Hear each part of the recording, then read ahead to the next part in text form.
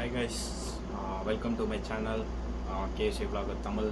So இன்றைக்கி நம்ம என்ன வீடியோ பார்க்க போகிறோம்னா, சவுதியில் என்னோடய ஒர்க் எக்ஸ்பீரியன்ஸ், அதாவது நான் வந்து என்னென்னலாம் கற்றுக்கிட்டேன் ஸோ ஒர்க்கில், ஸோ அதுவும் இல்லாமல் சவுதியில் வந்து என்னென்னலாம் கற்றுக்கிட்டேன், ஸோ அதை பற்றி தான் இன்றைக்கி ஃபுல் வீடியோவில் நான் உங்களுக்கு எக்ஸ்பிளைன் பண்ண போகிறேன்.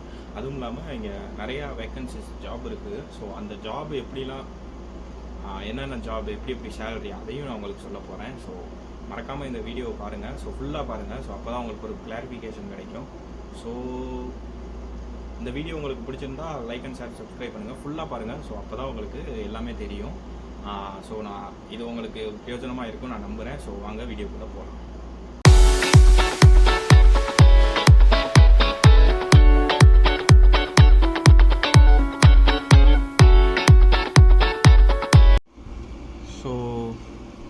ஸோ நான் தெளிவாக உங்களுக்கு சொல்லலான்னு தான் இருக்கேன்.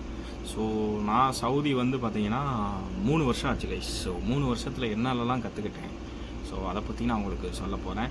ஸோ சவுதியை பொறுத்தவரை பார்த்திங்கன்னா நிறையா ஜாப்ஸ் இருக்குது. ஸோ இந்த அதாவது இப்போ நான் வந்து என்ன சொல்கிறேன்னா, கல்ஃபுக்கும் சவுதி, அதாவது சவுதி கல்ஃப் எல்லாம் எல்லாத்துக்குமே இப்போ வேலைக்கு வரலாம் அப்படின்னு நீங்கள் நினச்சிங்கன்னா, நான் என்ன சொல்கிறேன்னா, வரலாம், வராமையும் இருக்கலாம். என்னடா குழப்புற அப்படின்லாம் சொல்லாதீங்க. ஸோ நான் சொல்கிறது வந்து சம்பளத்தை அடிப்படையில் சொல்கிறேன். ஸோ சேல்ரி இது வந்து ரொம்ப முக்கியம். ஏன்னா இப்போ வந்து பார்த்திங்கன்னா நிறைய கம்பெனியில் ஓவர் டைம் கொடுக்க மாட்டாங்க. ஸோ ஓவர் டைம் தான் முக்கியம். ஸோ ஓவர் டைம் இல்லைன்னா அந்த இதே வேஸ்ட்டு. பிகாஸ் நான் என்ன சொல்ல வரேன்னா, நிறைய பேர் என்ன பண்ணுவாங்கன்னா, பேசிக், அதாவது சவுதியை பொறுத்தவரை பேசிக் சேலரின்னு ஒன்று இருக்குது. பேசிக் சேலரி கொடுப்பாங்க சப்போஸ் ஓவர் டைம் இல்லைன்னா. ஸோ அந்த பேசிக் சேலரி என்ன பண்ணுவாங்க, சில பேர் 1000 ரியால் போட்டு வருவாங்க.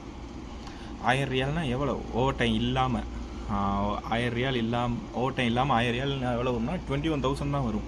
ஸோ நீங்கள் அதுக்கே ஹியூஜ் அமௌண்ட் வந்து ஏஜென்ட் பே பண்ணுற மாதிரி இருக்கும். ஸோ அதையும் நீங்கள் பார்த்துக்கணும். பிகாஸ்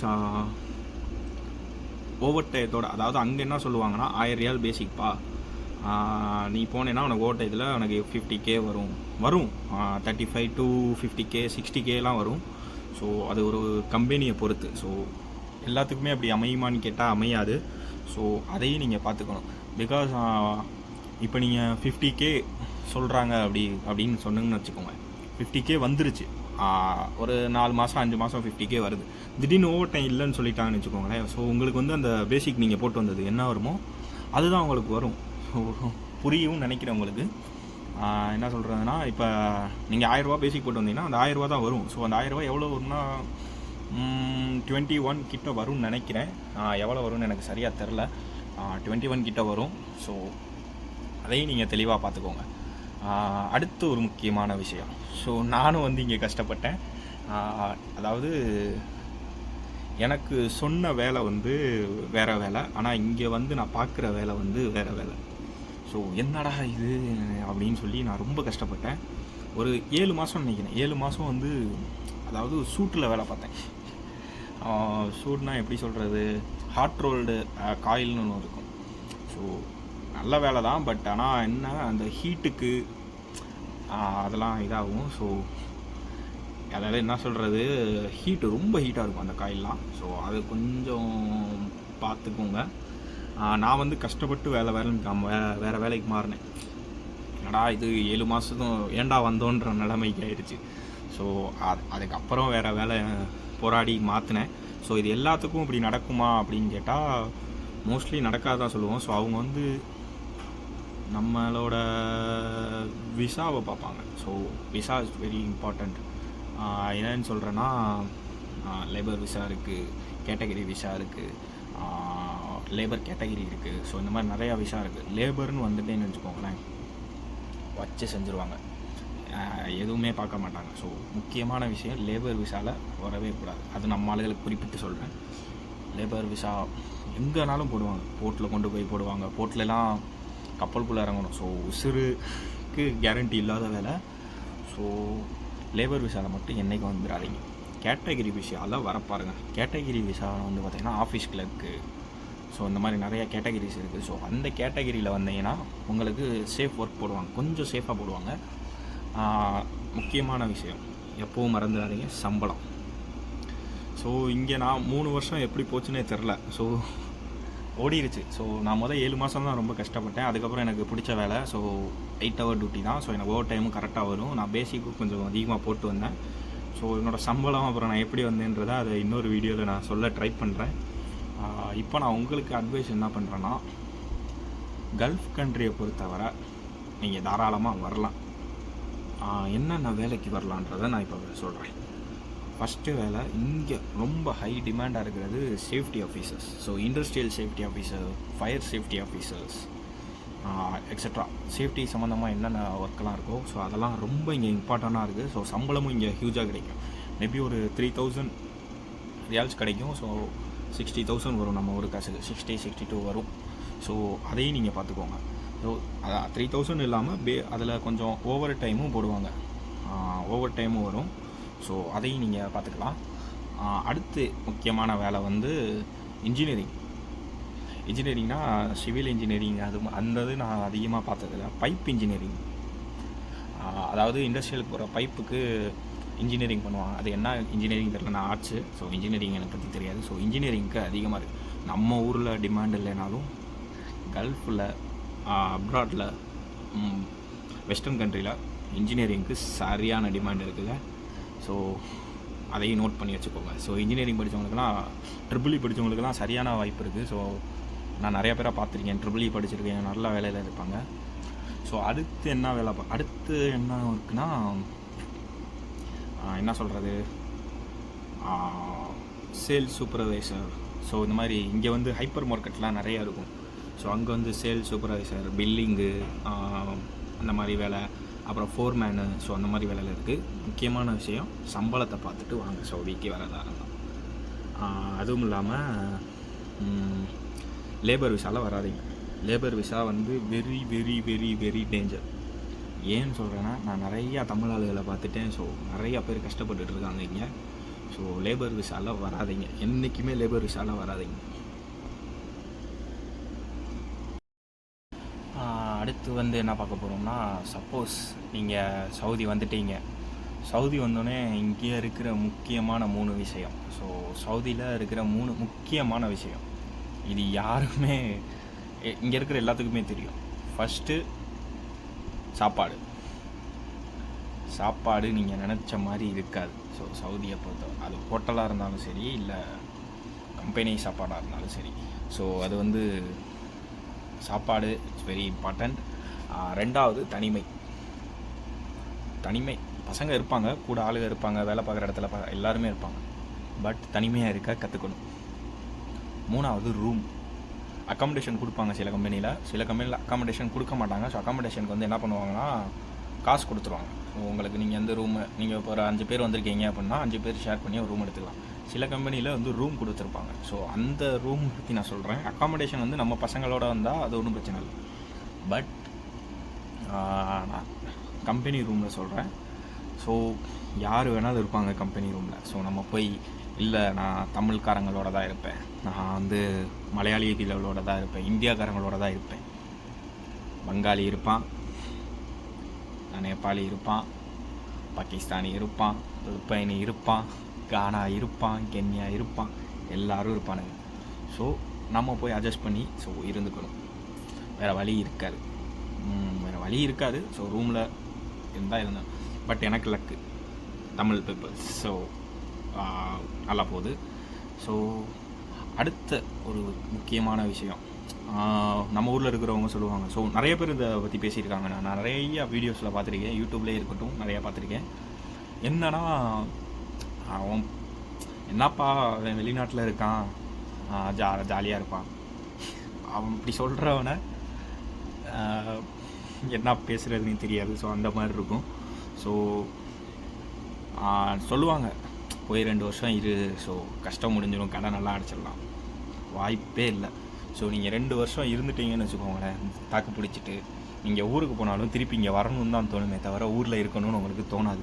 ஸோ நானும் அப்படி தான் நினச்சேன். ஸோ 2 வருஷம் நம்ம போவோம், வீட்டில் கொஞ்சம் கடை இருந்துச்சு, சரி அடைச்சிடலாம், கடன் அடைஞ்சிருச்சு. இருந்தாலும் எனக்கு அங்கே ஊரில் இருக்க தோணலை. பிகாஸ் நம்ம வேறு வேலைக்கு போன ஊரில் அப்படின்னா சம்பளம் கம்மியாக வரும்.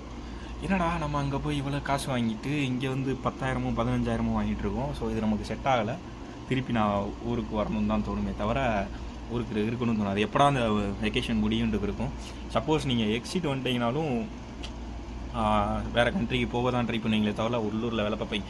அதாவது நான் என்ன சொல்கிறேன்னா, இப்போ 100 பேர் இருக்காங்கன்னா அதில் மோஸ்ட்லி 75 பேர் வந்துடுவாங்க.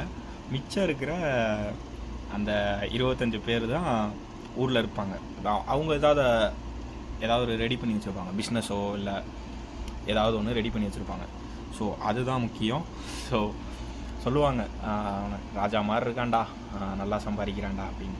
சம்பாதிக்கலாம், பட் தனிமையில் இருக்க பழகிக்கணும். தனிமை தான் இங்கே எல்லாமே. ஸோ ஒன்றே ஒன்று நம்ம கூட இருக்கும். இப்போ நான் ஃபோன் கையில் வச்சுருக்கேன் பார்த்தீங்களா, என்ன இது வந்தாலும் இதை பார்த்துட்டு லைஃப்பை ஓட்டிட வேண்டியதான். ஸோ எனக்கு வந்து பார்த்தீங்கன்னா இப்படி தான் போச்சு. ஸோ இந்த ஃபோனை வச்சு தான் 3 வருஷம், அதாவது இது புது ஃபோனு. ஸோ இதுக்கு முன்னாடி ஒரு விவோ ஒன்று வச்சுருந்தேன். ஸோ இந்த பாக்கெட்டில் வச்சுருந்துருப்பேன். ஸோ நீங்கள் பார்த்துருப்பீங்க. அவ்வளோதான். ஸோ இதை 3 மட்டும் நீங்கள் கற்றுக்கோங்க. சாப்பாடு வந்து நீங்கள் குக்கிங் பண்ணலாம், குக்கிங் பண்ணி சாப்பிட்லாம். பட் ஆனால் உங்களுக்கு வந்து அந்த டீம் அமையணும். ஸோ நீங்களே ஒரு ஆளாக நீங்கள் சமைச்சிங்கன்னு வச்சுக்கோங்களேன். இப்போ உங்களுக்கு ஓட்டாயத்தோட ஒரு 2,000 ரூபா சம்பளம் வருதுன்னு வச்சுக்கோங்க. ஸோ நீங்கள் ஃபுட்டுக்கு மட்டுமே நீங்கள் 600 700 செலவு பண்ணிங்கன்னா 1300 நீங்கள் எப்படி ஊருக்கு அனுப்ப முடியும்? ஸோ ஒரு டீமாக இருந்தால், ஒரு 5 பேர் இருந்தாங்கன்னா ஆளுக்கு 100 ரியால் போட்டால் தாராளமாக சமைக்கலாம். 100 ரியால் கூட தேவையில்ல, 50 ரியால் ஒரு ஆளுக்கு மாதம் போதும். ஏன்னா ஷேர் பண்ணி இருந்தால் ஓகே. பட் தனியானா ரொம்ப கஷ்டம். அவ்வளோதான். இந்த 3 ரூல்ஸ், சாப்பாடு, ரூமு, தனிமை, இதை 3ஐயுமே நீங்கள் கற்றுக்கிட்டிங்கன்னா கல்ஃபில் இல்லை எங்கே போனாலும், கல்ஃபை மட்டும் நான் குறிப்பிட்டு சொல்லலை, உலகத்தில் நீங்கள் எந்த கண்ட்ரிக்கு போனாலும் இந்த 3 விஷயத்தை மட்டும் ஃபாலோ பண்ணிக்கோங்க. ஃபாலோ பண்ணிங்கன்னா நீங்கள் தைரியமாக இருக்கலாம், தாராளமாக இருக்கலாம். செக்யூரிட்டிக்கெல்லாம் பஞ்சம் இருக்காது. இங்கே வந்து சேஃப் அண்ட் செக்யூரிட்டியாக இருக்கும். ஸோ நீங்கள் தைரியமாக இருக்கலாம், எப்போனாலும் வெளியே போகலாம், எப்போனாலும் வரலாம். எனக்கு தெரிஞ்ச ஒருத்தர்லாம் நம்ம தமிழ்நாடு தான், எனக்கு தெரிஞ்சார், இங்கே தான் என் கூட தான் வேலை பார்க்குறாரு. மனுஷன் 22 வருஷமாக போகல. அதாவது ஊருக்கு போயிருக்காரு, ஊருக்கு வெக்கேஷன் போயிட்டுலாம் வந்திருக்காரு. ஆனால் 22 வருஷம் ஆச்சு, இன்னும் போகல, இன்னும் இங்கே தான் இருக்காரு. அவர் வயசு கிட்டத்தட்ட 47 இருக்கும்னு நினைக்கிறேன். ஸோ நான் பிறக்கிறதுக்கு முன்னாடி இருந்து இன்னும் இங்கே தான் இருக்கார். ஸோ அப்படியே சில பேர் இருக்காங்க. ஸோ அதுவும் இல்லாமல் பங்காளிஸ் மனுஷனுங்க உயிரை விடுவானுங்க. நீங்கள் என்னன்னா அவங்களுக்கு வந்து விசா கிடையாது. ஸோ விசா வந்து எப்போயாச்சும் தான் போகும். ஆனால் அந்த விசா மட்டும் போயிடுச்சுன்னா மனுஷனுங்க வந்து குவிஞ்சிருவானுங்க. ஸோ இங்கே வந்து பொறுத்தவரை பங்காளி, பாகிஸ்தானி, இந்தியன்ஸ் இவங்க 3 தான் அதிகமாக இருப்பாங்க. அதில் முக்கியமாக பெரிய பெரிய போஸ்டிங்லாம் பார்த்திங்கன்னா பாகிஸ்தானிஸ் இருப்பாங்க நான் பார்த்த வரைக்கும். ஸோ அவங்க இருப்பாங்க. 2வது இந்தியன்ஸ் இருப்பாங்க. 3 லேபர் கேட்டகரி ஃபுல்லாக அந்த பங்களாதேஷ் அவங்க வந்துடுவாங்க. வேறு என்ன சொல்லலாம்னா, ஸோ நீங்கள் கல்ஃப் கண்ட்ரிக்கு வரதை பொறுத்து தான் இருக்குது எல்லாமே. ஸோ நீங்கள் சம்பளத்தை முக்கியமாக பார்த்துக்கோங்க, கேட்டகரி பார்த்துக்கோங்க. ஸோ இது எல்லாத்தையும் நீங்கள் பார்த்துக்கிட்டிங்கன்னா உங்களுக்கு எல்லாமே இங்கே பக்காவாக கிடைக்கும். ஸோ நீங்களும் வரலாம், வந்து இங்கே எக்ஸ்பீரியன்ஸ் பண்ணிக்கலாம். ஸோ இப்போ நான் வந்து லாஜிஸ்டிக்கில் ஒர்க் பண்ணிகிட்ருக்கேன். ஸோ எனக்கு லாஜிஸ்டிக் சம்மந்தமாக ஒரு 3 இயர்ஸ் எக்ஸ்பீரியன்ஸ் இருக்குதுன்னு வச்சுக்கோங்களேன். ஸோ இதை வச்சுட்டு நான் வேறு கம்பெனிக்கு போகிறதா இருந்தாலும் போகலாம். ஸோ துபாய்க்கு போகலாம், கத்தார், ஓமான், எங்கேனாலும் போகலாம். ஸோ கிடைக்கும். அதுவும் இல்லாமல் நான் இண்டஸ்ட்ரியலுக்குள்ளே லாஜிஸ்டிக் ஒர்க் பண்ணிகிட்ருக்கேன். ஸோ அதனால் எனக்கு எக்ஸ்பீரியன்ஸு கொஞ்சம் அதிகமாக இருக்குது. ஸோ சம்பளம் எனக்கு கொஞ்சம் கம்மி தான், நீங்கள் எதிர்பார்க்குற அளவுக்கு அவ்வளோலாம் இல்லை. ஸோ அதை பற்றி நான் ஒரு வீடியோ போடுறேன். சம்பளம், அப்புறம் நான் எப்படி இங்கே வந்தேன், எல்லாமே நான் உங்களுக்கு ஒரு வீடியோ போடுறேன். ஸோ சவுதி எப்படி இருக்குன்னா நல்லா தான் இருக்குது. ஸோ இப்போ நிறைய டெவலப்மெண்ட்டு மாறிக்கிட்டு இருக்குது சவுதியில். அதாவது இந்த சல்மான் இப்போ இருக்கிற பிரின்ஸ் அவர் வந்து ஸோ நிறைய டெவலப்மெண்ட் பண்ணிகிட்ருக்காரு. ஸோ அதுக்கேற்றாப்புல நிறைய பேர்த்துக்கு ஒர்க்கும் வந்துக்கிட்டு இருக்குது. ஸோ கல்ஃப் என்னன்னா, கல்ஃபில் சவுதி வந்து 2030 துபாயோட மிஞ்சணும் அப்படின்னு சொல்லி போட்டி போட்டுட்ருக்காங்க. ஸோ அதனால் நிறையா வேக்கன்சிஸ் வந்து ஓப்பன் ஆகிக்கிட்டே தான் இருக்குது. ஸோ நீங்கள் ஒரு கரெக்டான ஒரு ஏஜென்சியை பிடிச்சிங்கன்னா நல்ல ஒரு ஒர்க்குக்கு வரலாம். ஸோ இப்போ வந்து பார்த்திங்கன்னா ஏஜெண்ட் வெரி இம்பார்ட்டண்ட். ஸோ நீங்கள் ஒரு நல்ல ஏஜெண்ட்டை பிடிச்சிங்க அப்படின்னா என்ன ஒர்க்குன்றதை கேளுங்க. ஸோ இப்போ நான் அங்கே போனேன்னா எனக்கு என்ன மாதிரி ஒர்க்கு தருவீங்க அப்படின்றத கேளுங்க.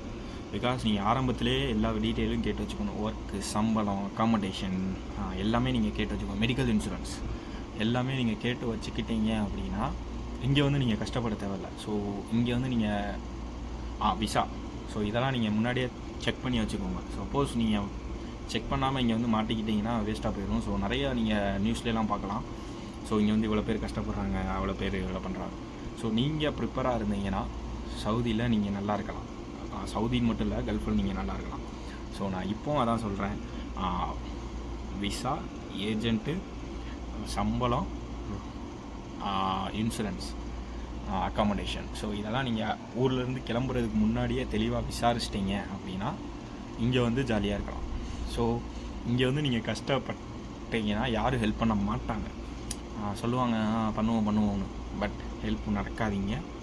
அவங்க வேலையை பார்த்துட்டு தான் போவாங்களே தவிர ஐயோ நம்மளால் ஒருத்தர் கஷ்டப்படுற சில பேர் இருக்காங்க, சில பேர் போயிடுவாங்க. ஸோ இந்த வீடியோ உங்களுக்கு யூஸ்ஃபுல்லாக இருக்கும்னு நான் நினைக்கிறேன்.